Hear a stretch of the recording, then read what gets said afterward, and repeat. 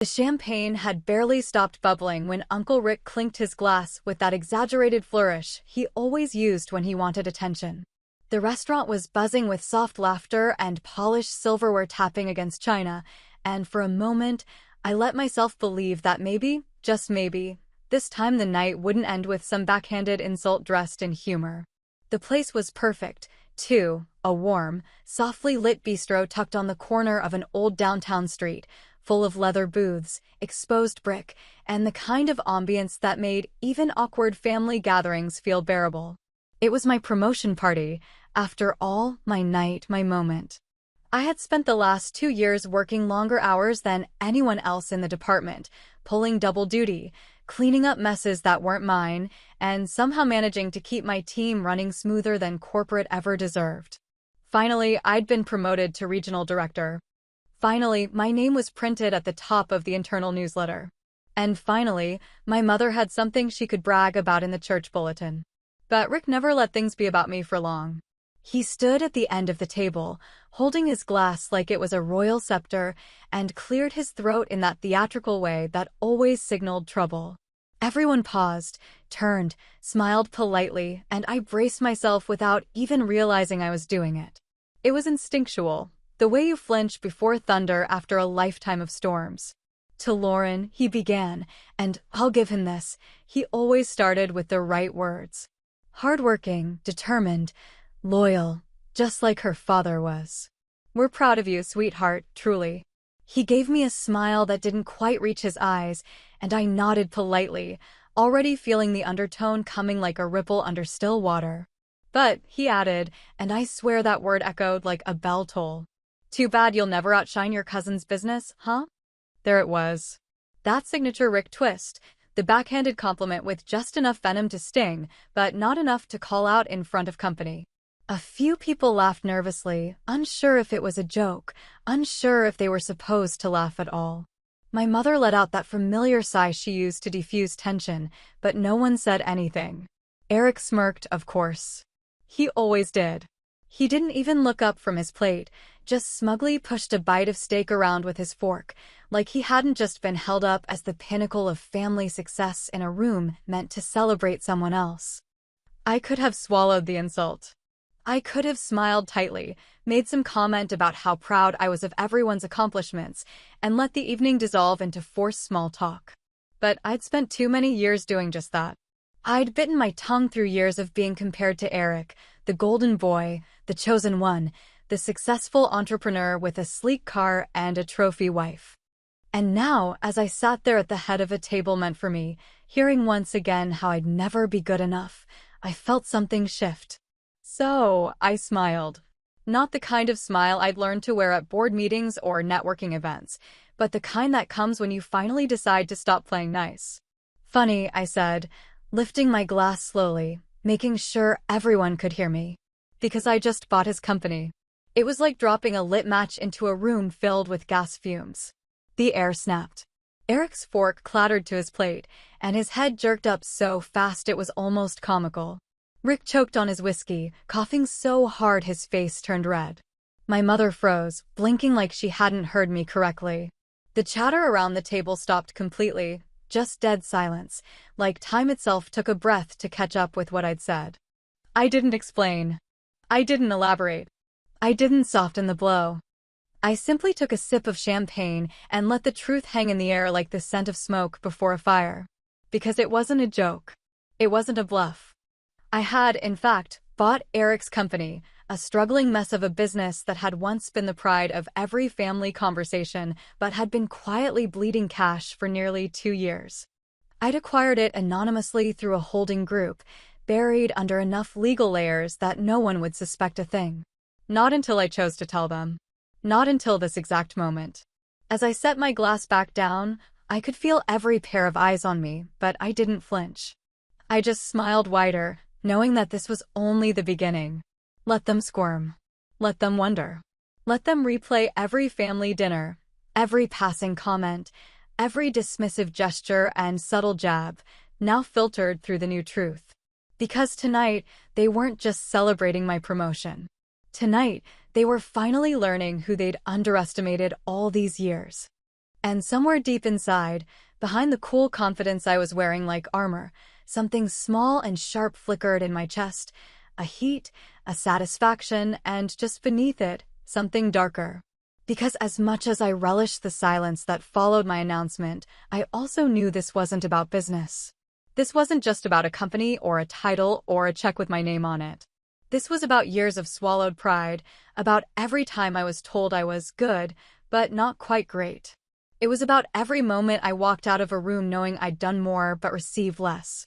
And now, as Rick coughed and Eric stared at me like I'd stolen something from him, I leaned back in my chair and finally allowed myself to feel it, not pride, exactly, but the cold, clean clarity that comes when you stop needing approval and start taking what's yours. This was just the first move. And they had no idea what was coming next. It's strange how some wounds don't scream when they happen, but instead sit quietly in your bones, carving themselves deeper every time you smile and pretend nothing hurts. I don't remember exactly when it started, that slow drift into being the other one, the quiet achiever in a family that only celebrated loud success, but I do know that by the time I was old enough to understand what favoritism really meant, it was already stitched into the fabric of every family gathering we ever had. From birthday parties to Christmas dinners, from 4th of July barbecues to backyard reunions, it was always the same rhythm, always the same damn script. Eric would walk in, all polished charm and effortless swagger, and the room would shift around him like gravity had realigned. And I would stand there, smiling, helping, holding a dish, or pouring drinks, while everyone asked him about his newest client, his latest expansion, his so-called empire. Meanwhile, my wins were measured in whispers, if they were measured at all. I could work 80-hour weeks, hit every quarterly benchmark, hire and train 3 new department heads, and still the most I'd hear from Uncle Rick was, "That's nice, sweetheart, but have you seen Eric's latest commercial?" The pedestal was already built before I had a chance to prove anything, and no matter how hard I tried, no matter how many milestones I passed, I never stood high enough for anyone to look up. I remember one Thanksgiving in particular, years before the promotion, when I had just landed a major contract for the company I was working at back then. I was still a mid-level manager, but that deal had changed everything, brought in new clients, expanded our reach, secured my position. I walked into that dinner carrying a pecan pie and a quiet glow of pride, hoping maybe someone would ask how things were going, just once. But within 20 minutes, Rick had launched into a speech about how Eric was redefining entrepreneurship, how his new campaign had put him on the map, and how young people like him were the future of business. My mother tried to interject something about my recent promotion, but Rick waved it off with a laugh and said, "Lauren's always doing fine, but Eric's really making waves." And just like that, I disappeared again. Have you ever sat at a family table and wondered why your success never counted the same as someone else's? Have you ever poured your heart into something, only to have it dismissed as background noise while someone else was handed the spotlight for half the effort? I'd love to hear your stories, because I'm starting to realize how many of us have been sidelined while smiling through the ache. Drop your thoughts in the comments. I want to know I'm not the only one who's ever felt like a supporting character in their own family story. It wasn't just Rick either. My own mother, Elaine, was always gently complicit in her silence. She'd pat my hand and say things like, "You know how your uncle is? Don't let it bother you." Or, "Just let Eric have his moment. You've had yours." But when, exactly, had I ever had my moment?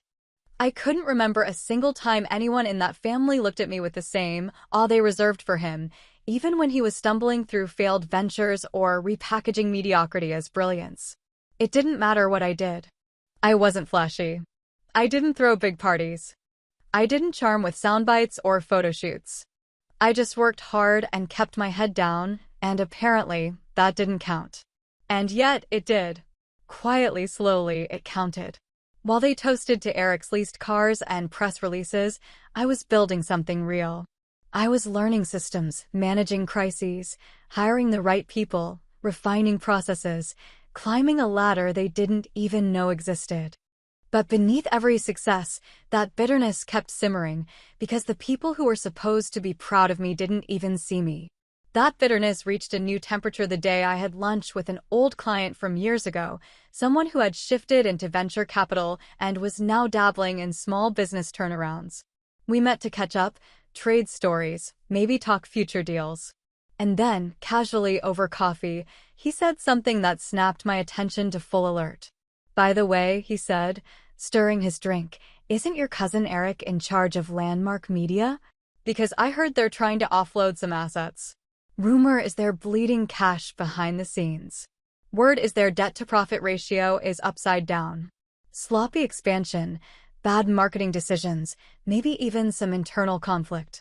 You might want to stay away from that mess if anyone ever brings it up to you." I didn't respond immediately.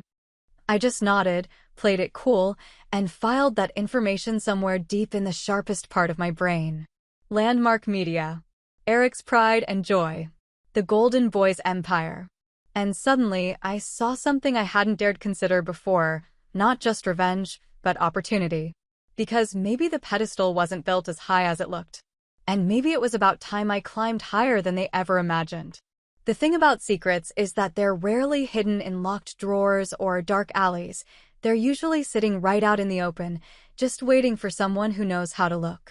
After that conversation over lunch, I couldn't shake the thought that maybe everything I'd been fed about Eric's business, the slick brochures, the shallow interviews, the family worship disguised as admiration, was just a mirage.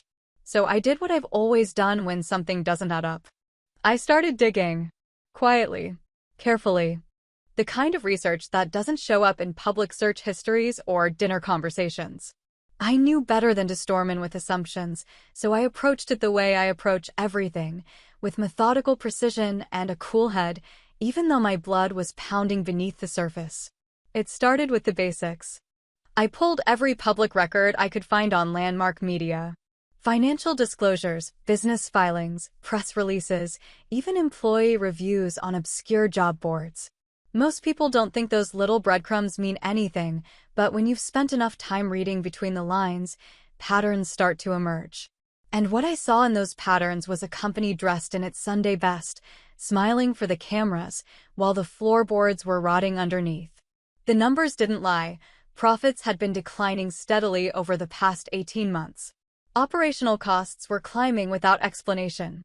Employee turnover was absurdly high for a company that supposedly prided itself on its culture. There were whispers of unpaid invoices, disputes with vendors, and one particularly damning thread on a business forum that suggested Eric had burned bridges with 2 major clients over contract violations. I remember staring at the screen late one night, a spreadsheet open in front of me, when I came across a quarterly earnings report that made my jaw tighten. Landmark had borrowed a significant amount of capital, more than double their previous year's loan activity, but had no clear allocation for it in their stated expenses. The numbers didn't just look bad. They looked desperate. And that's when I knew this wasn't just a company in trouble. It was a company quietly suffocating, trying to smile through the panic while hiding the growing cracks beneath its polished surface. I called Tom the next morning. He's been my friend since college, sharp as a tack, dry as dust, and exactly the kind of lawyer you want when you're about to shake the ground under someone else's feet. He's handled contracts for me before, mostly small-scale things, but I trusted him with the truth. When I explained what I'd found, he listened in that calm, unreadable way he always does, scribbling notes, asking the right questions, never once interrupting my train of thought. When I finished, he leaned back in his chair and said something that made my heart thud a little faster. "You know," he said, tapping the edge of his pen against his notepad, "if this place is as vulnerable as it looks, you could buy it." I laughed at first, half expecting him to be joking, but he wasn't. "I'm serious," he said. "You could acquire it quietly, set up a shell entity, route everything through a holding company, keep your name off the paperwork. By the time anyone realizes what happened, it's already yours." I didn't answer right away. I just sat there, thinking about all the times I'd walked away from confrontation, thinking about all the moments I'd let my family's backhanded comments slide off me like rain. It wasn't about revenge, not entirely. It was about power. It was about taking back something that had been denied to me again and again, not just recognition, but agency, control, and the freedom to shape my own narrative without needing their approval. I told Tom to draw up a plan. Over the next week, we mapped out everything in precise, cold detail. The acquisition would go through a company called Redwood Equity, a neutral-sounding firm with zero ties to me, structured under an anonymous trust we registered out of state. It would take time, a few months at least, but it was doable. And once the dust settled, I'd be the majority stakeholder in Landmark Media, without anyone realizing who was pulling the strings until it was too late to change course. The best part was that Landmark was actively seeking buyers. That part one hadn't expected, but it made everything easier. Eric, desperate for a financial lifeline, had already started entertaining proposals from investment groups, trying to mask it as a strategic partnership to the public while privately begging for cash behind closed doors. The company wasn't just bleeding, it was hemorrhaging. And all I had to do was keep playing the quiet, polite cousin until the papers were signed. Tom submitted the initial inquiry the following Thursday, a simple letter of interest from Redwood Equity, requesting a meeting to discuss potential investment terms. It was formal, clean, and utterly devoid of any trace of me. On paper, I was nowhere to be found. In reality, I was watching everything unfold from just behind the curtain, hands folded, heart steady, waiting for the curtain to drop. As I closed my laptop that night, I felt something I hadn't felt in years, something heavier than excitement, deeper than pride. It was control, pure and sharp and powerful, and for once, it was mine. Not given. Not borrowed. Not handed to me with a caveat or comparison attached. I didn't want applause. I didn't need it. But when the curtain finally lifted, I wanted them to know exactly who had been pulling the strings all along. There is something deliciously maddening about sitting across a dinner table from people who are blindly celebrating a lie, especially when you are the one quietly orchestrating the truth they'll never see coming until it's too late. I kept my face calm, my smile polite, my voice even, but inside I was practically vibrating with the weight of what I knew. It had been just over 6 weeks since Tom sent that initial letter of interest under the Redwood Equity name, and everything had moved faster than either of us had anticipated. Eric, drowning beneath a pile of debt he couldn't even fully articulate, responded with barely veiled enthusiasm, desperate to present himself as a savvy businessman seeking growth partners rather than what he really was. A sinking captain trying to sell a ship before anyone noticed the leaks. He hadn't asked many questions, which honestly surprised me. I thought he'd dig, maybe ask about the trust behind the acquisition firm, or the real long-term intent behind Redwood Equity's interest. But Eric, for all his pomp and polished appearances, was still the same short-sighted opportunist I remembered from our childhood, quick to grab anything that sparkled without ever questioning the hand that offered it. The negotiations began quietly, held in conference rooms I never physically entered and over phone calls I never had to make. Tom handled everything with surgical precision, and each time he updated me, I felt like another piece of the puzzle had clicked into place. And still, I kept showing up to family dinners like nothing had changed. There I was last Sunday, seated between my mother and my cousin's wife, politely passing mashed potatoes and pouring wine while Uncle Rick launched into yet another long-winded monologue about Eric's supposed brilliance. "I'm telling you," he said, slapping the table with a meaty palm, "Eric's company is going to explode this year. He's expanding west, thinking national scale. Big things coming, real legacy moves." My mother nodded along, her eyes shining with that same misplaced pride she always wore when talking about Eric, as if his accomplishments somehow justified every disappointment they had projected onto me for the last 20 years. I raised my glass and smiled, the corners of my mouth twitching slightly, because all I could think about was the ink drying on the latest draft of the acquisition contract. I knew the truth they didn't. Eric's company wasn't expanding, it was dissolving, and within days it would legally belong to me. Every new decision, every direction, every deal would run through my desk. I had every document reviewed, every clause scrutinized, every loophole sealed. This wasn't a partnership or a merger, it was a quiet takeover dressed in polite legal language and business-friendly semantics. And Eric, still oblivious, was bragging about new branding strategies and partnership opportunities like he wasn't signing away every ounce of his autonomy. He even joked over dinner about how the new investors were lucky to be working with him, about how they probably didn't realize what a steal they were getting. I chewed my food slowly, trying not to choke on the irony, imagining the look on his face the moment he saw my name on the final ownership paperwork, once it passed through the final transfer process. What struck me most wasn't just how easy it was how disturbingly satisfying it felt. For years I had been the one they overlooked, the one who stayed late and spoke softly, who didn't demand applause or attention, but earned every win with grit and strategy. And now I had outmaneuvered the very person they idolized without ever raising my voice or announcing my intentions.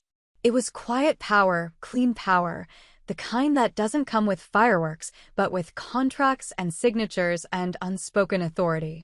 Still, beneath the satisfaction, there was an unfamiliar unease creeping in. I couldn't quite explain it, not even to myself. Maybe it was guilt, though I doubted that. I hadn't lied or stolen or manipulated.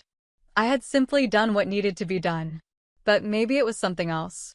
Maybe it was the sharp realization that no amount of power would ever really fix what had already been broken in this family. They would still see Eric as the golden boy, still toast his imaginary triumphs, still pretend that his downfall was a fluke instead of a reckoning. But I would know. I would always know. And that, strangely, didn't bring the full peace I thought it would. The final documents were signed on a rainy Tuesday morning. I sat in my home office, dressed in my usual understated work clothes, watching the electronic signature system confirm each document in real time. With one final click, it was done. Redwood Equity was now the legal owner of Landmark Media, and by extension, so was I. No press release, no fanfare, no dramatic announcements, just clean lines on a screen and a quiet shift in power that changed everything beneath the surface. I leaned back in my chair, staring at the final confirmation email, feeling a strange mix of pride and melancholy settle into my chest like fog rolling in after a storm. I had done it. I had won. But something in me whispered that the real reckoning hadn't even begun yet. And as I closed my laptop and stared out the window, watching the rain streak down the glass, I realized that power doesn't always roar, it sometimes whispers. And my whisper had just become an earthquake. There are moments in life that arrive so slowly and build so quietly that by the time they explode, you're left blinking in the debris, wondering if you truly meant for it all to happen that way. The night of my promotion party had always been planned as a celebration, a carefully orchestrated evening meant to honor years of unseen work, buried sacrifices, and the kind of grit that doesn't get applauded at family dinners. But beneath all the congratulatory smiles and raised glasses, I'd known exactly what kind of performance I was walking into. I knew, before I even put on my dress and stepped into that dimly lit restaurant, that this was more than just a party. It was the stage for a reckoning that had been years in the making, one that I hadn't set out to provoke, but had found myself orchestrating all the same. The evening started politely enough, the way these things always do, low laughter, casual chatter, a few obligatory compliments tossed my way that felt more like social duties than sincere admiration. The wine flowed freely, the appetizers were exquisite, and for a few fleeting minutes, I allowed myself to enjoy the illusion that maybe, just maybe, this night would be different. But illusions, I've learned, never last long in rooms full of people who have already decided who you are and who you'll never be. Eric was in his usual form, polished and smug, dressed just a little too sharp for the occasion, clearly reveling in the spotlight that he hadn't even earned.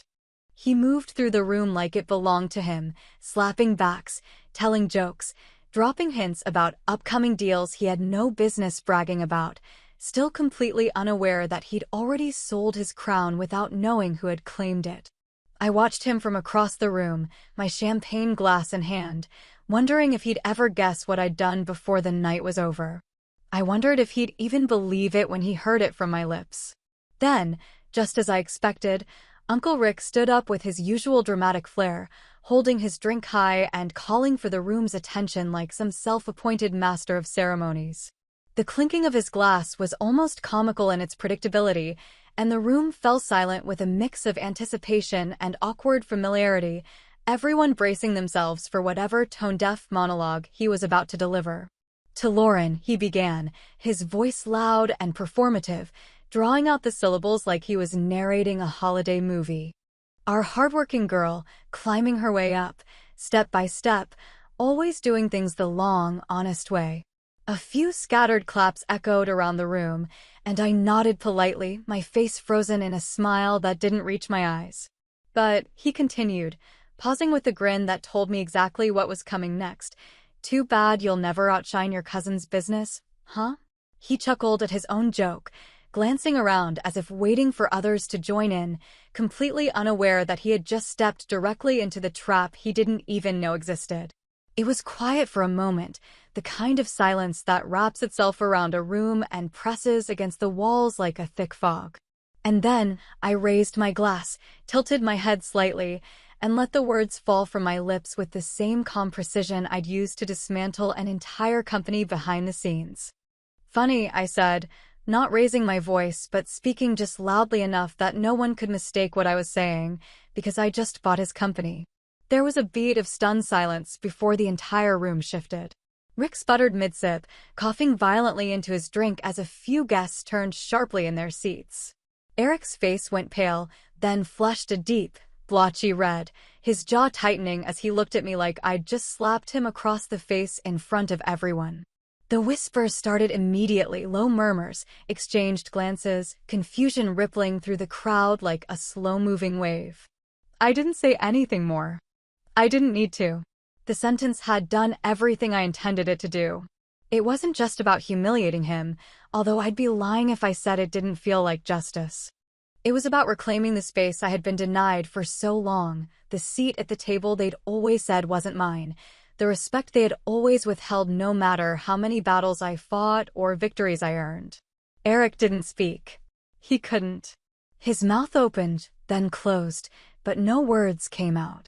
He glanced toward his wife, then toward his drink, then finally toward Rick, whose expression had soured into something between disbelief and rage. My mother sat rigidly, hands folded in her lap, eyes locked on her plate as if pretending not to see would somehow undo what had just happened.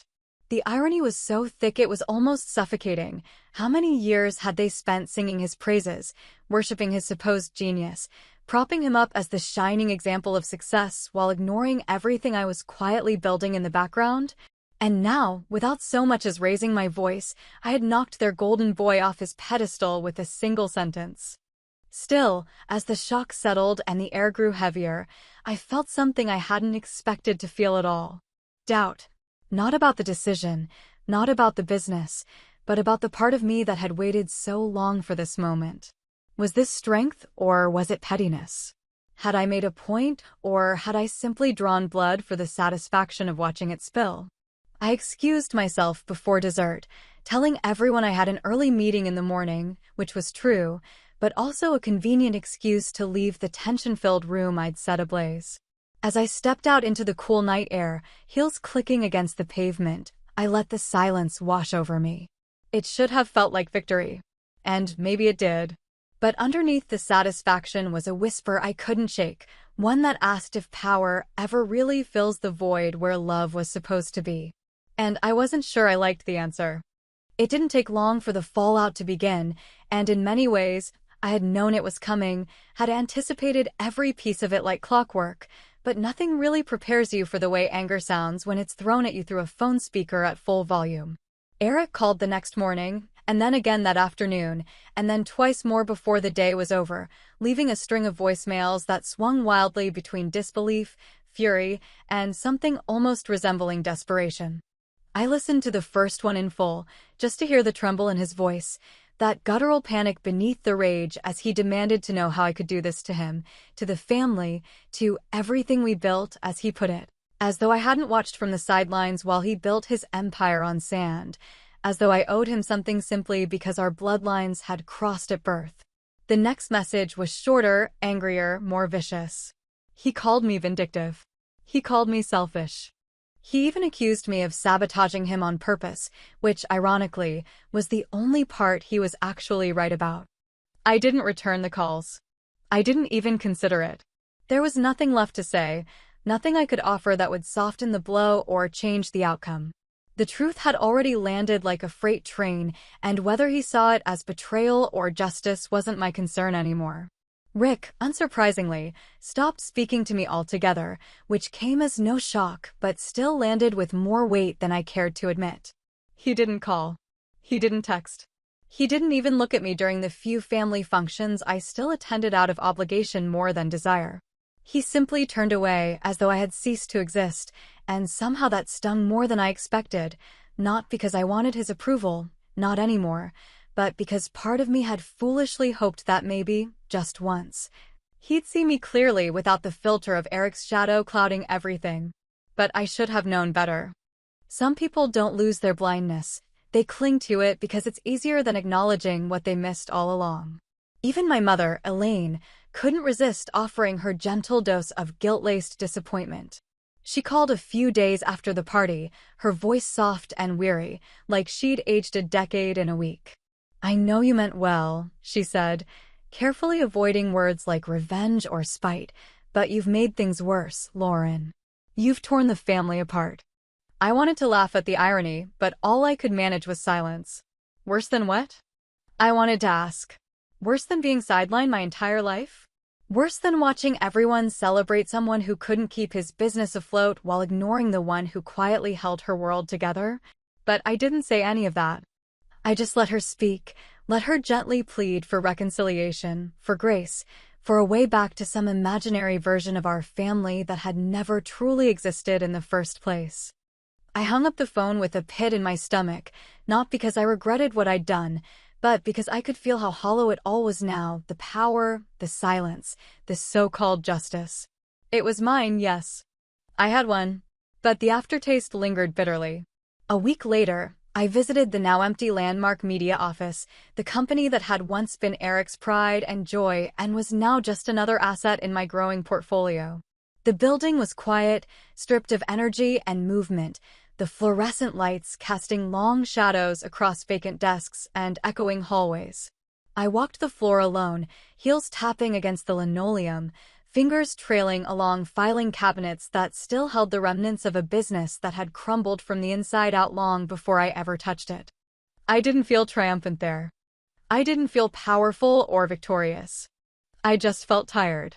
As I passed by what had once been the front receptionist's desk, I thought of Kayla, Eric's longtime assistant, the only person in that company who had ever treated me with kindness, even during brief interactions over family holidays or corporate events. She had always struck me as sharp and kind and hopelessly loyal to someone who didn't deserve it. I made a few quiet calls later that day, reached out to a contact I trusted in another firm, and arranged an anonymous recommendation. Within a week, Kayla had a new position, better pay, better hours, better leadership. I never told her where the opportunity came from. I didn't need to. Some victories, I've learned, don't need applause or acknowledgement. Some victories come in quiet gestures, in the small choices you make to rebuild something good from the rubble you created.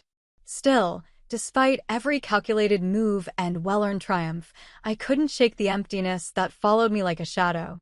One evening, as I walked past the family home, the same one where we'd held birthday parties and holiday dinners, the same place where I'd first learned what it meant to be invisible, I noticed the porch lights were on, the curtains drawn, laughter faintly drifting through the windows.